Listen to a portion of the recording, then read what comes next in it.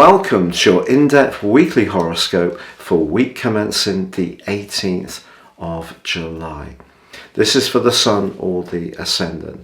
As ever, I'm going to give you the overall strands to look out for. Please stay with me. I will then dive deep to give you each of the 12 zodiac signs from Aries through to Pisces in forensic detail. Now, as this week begins, Venus, the planet of relating, but also of loot, moves into the sign of Cancer on Monday. This is wonderful if we want to think about how we can improve our immediate physical environment. So some people are likely to be picking up the paintbrushes and making some changes, perhaps to furnishings, over the next few weeks. If you're in the Northern Hemisphere, even the outdoor space could be an area that you try to beautify. But also at the start of this week, Mercury is face to face with the strident and powerful energies of Pluto. Pluto's in the part of the overall zodiac which is to do with the more physical world, whereas Mercury is just leaving its recent home in the more emotional Cancer. So there could be some kind of intense discussion at the start of this week, but then on Tuesday, as Mercury makes its way into Leo, this is a more outgoing, friendly and affectionate sign, and an opportunity to think more about how we can connect and socialise. With Venus in the 4th house now, gatherings in our home environment could prove popular. But the big change this week is the Sun's move into Leo on Friday. And that's because the Sun governs the sign of Leo. But before it says goodbye, it also goes face to face with Pluto.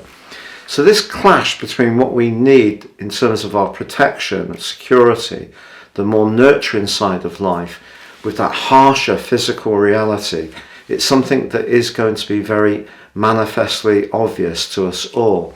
But I think once the Sun gets into Leo, it's kind of saying, how can we find the inner resources in order to deal with balancing these different elements of our lives? I think it's a lot to do with a general instability that's going on in the world.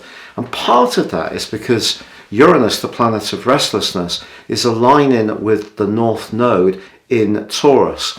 And basically we're getting the kind of consequences for our actions over many years, but because Uranus is the planet of truth and the sign of Taurus is very much about resources, some of that is to do with the cost of living crisis. And the conjunction between the North Node and Uranus will peak next week, and I will tell you about that then. Of course, we've also got Mars in the sign of Taurus too, which technically is not its best location, and that can make people a little bit more sort of resentful and outspoken around financial issues. So we are seeing more activism as people push back against any very difficult conditions that they're living in. So there could be a big flavour of that this week, but I think Mercury and the Sun moving into Leo is really saying to us, what can we do to be more creative, more passionate? How can we bring our personality power to bear in order to improve our situations? Now, I've crashed through the 100,000 mark in terms of subs. I'm keen to get to 101 as quickly as possible. If you'd be so good to click or tap on the bell notification symbol, I'd be most grateful. If you've already subscribed, thank you so much. If you would like to ascend above this zodiac broadcast, please give me 3 pieces of personal birth data in time, date and place of birth, and I can give you a roadmap that can guide you for the rest of your life, along with a 12-month personal forecast. All of this is completely unique to you based on your birth data, and there's 30% off with my special package. Please see the link beneath this video.